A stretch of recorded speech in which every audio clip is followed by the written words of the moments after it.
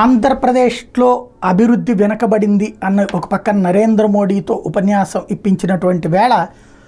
ఏమేమి ఇండస్ట్రీస్ ఇక్కడ పెట్టుబడి పెట్టినాయి, ఒక పక్కన చంద్రబాబు పవన్ కళ్యాణ్ పరిశ్రమలన్నీ పారిపోతున్నాయి అని ప్రసంగిస్తున్నటువంటి వేళ లెక్కలు మళ్ళీ విప్పి చెప్పే ప్రయత్నం ఎన్నికల ముందు ఎవరి ప్రయత్నాలు వాళ్ళు చేస్తుంటారు. వైసీపీ చెప్పేది 1000 కోట్ల రూపాయల పైబడిన పెట్టుబడులతో ప్రారంభమైన పరిశ్రమలు 30, NTPC hydro park, Indosol solar modules, AGP city gas, JSW Kia విస్తరణ, ఏపీ పవర్ డెవలప్మెంట్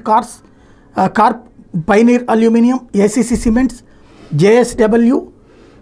అట్లాగే Utkarsha aluminium, Indian oil corporation, Jairaj Ispat, Birla Grasim industries, century panels, UltraTech cements, Shree cements,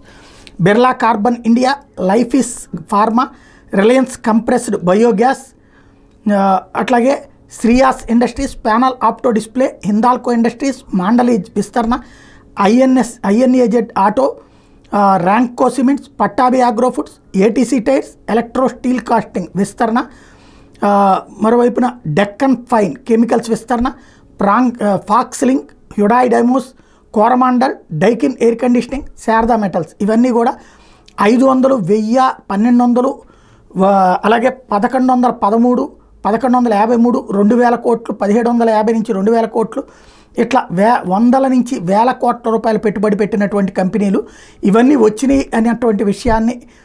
Narendra మోడీకి తెలుసు కాబట్టి ఆయన మాట్లాడలేదు వీటి మీదన. వీళ్ళందరూ పెట్టుబడులు రాలేదన్నటువంటి పాయింట్ని